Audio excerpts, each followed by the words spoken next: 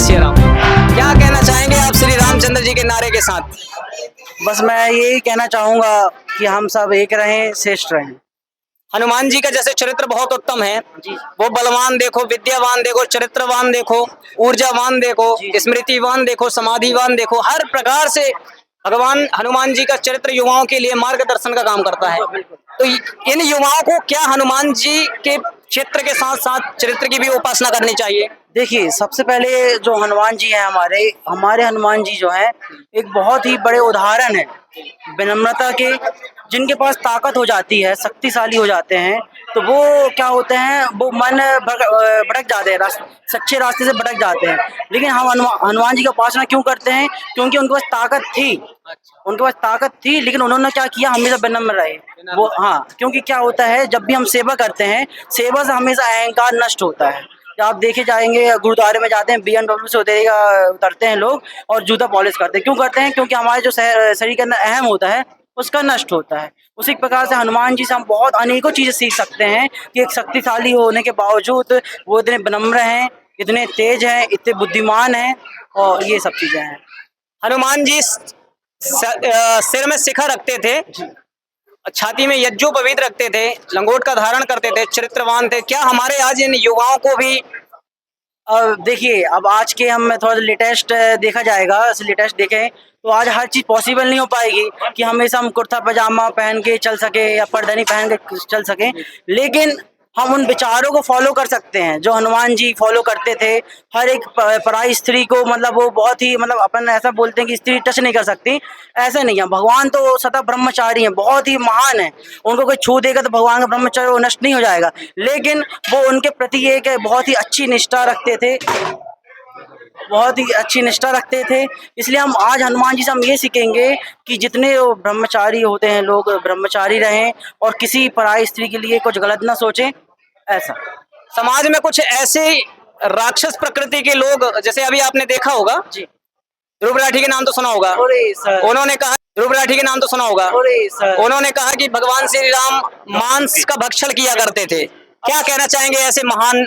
अब देखिए, इसकी गलती तो मैं ये बोलूँगा कि अभी तो मेरे पास कोई ऐसा फैक्ट नहीं है कि मैं अभी एक एक शास्त्र से शब्द निकालूं।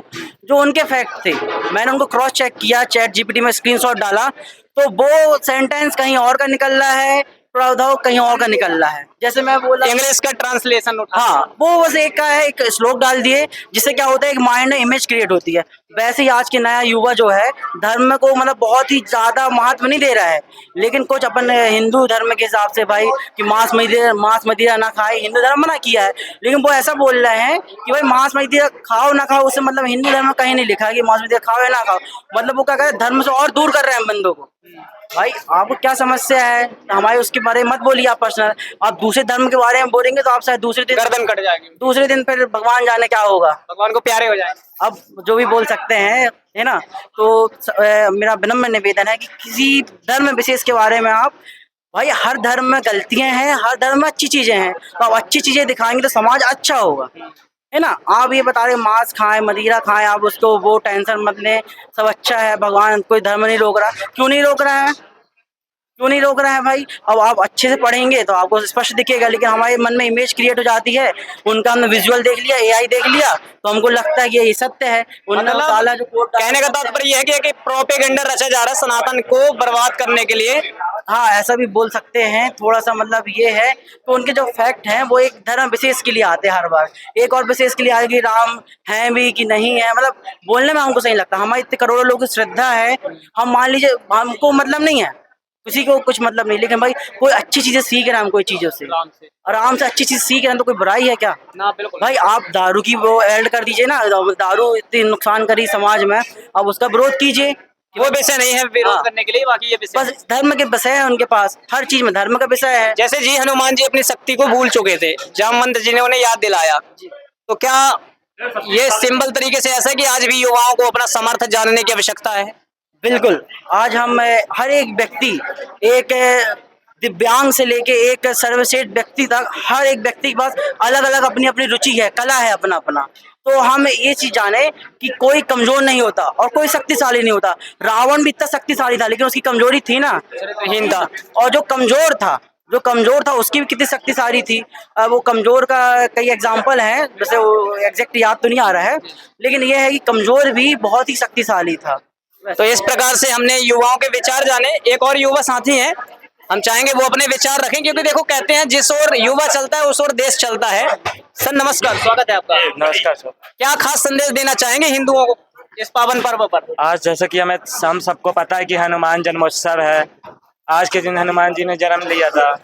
हनुमान जी से हमें शिक्षा लेना चाहिए थे। जब मतलब लक्ष्मण जी को बाण लगा था तो राम जी बोलने लगे कि अब मेरा लक्ष्मण मतलब मर जाएगा, लेकिन हनुमान जी ने बोला मेरे होते हुए क्यों चिंता ले रहे हो आप। उन्होंने बोला था कि मेरे पास मतलब मैं तो सूर्य को भी मतलब उदय नहीं होने दूंगा। ऐसे ही मतलब हिंदुओं को भी अपने धर्म में यदि कोई खतरा हो तो तन मन धन लगा देना हनुमान लगाना। और जैसे मोटिवेशन चाहिए तो सबसे बढ़िया हनुमान चालीसा।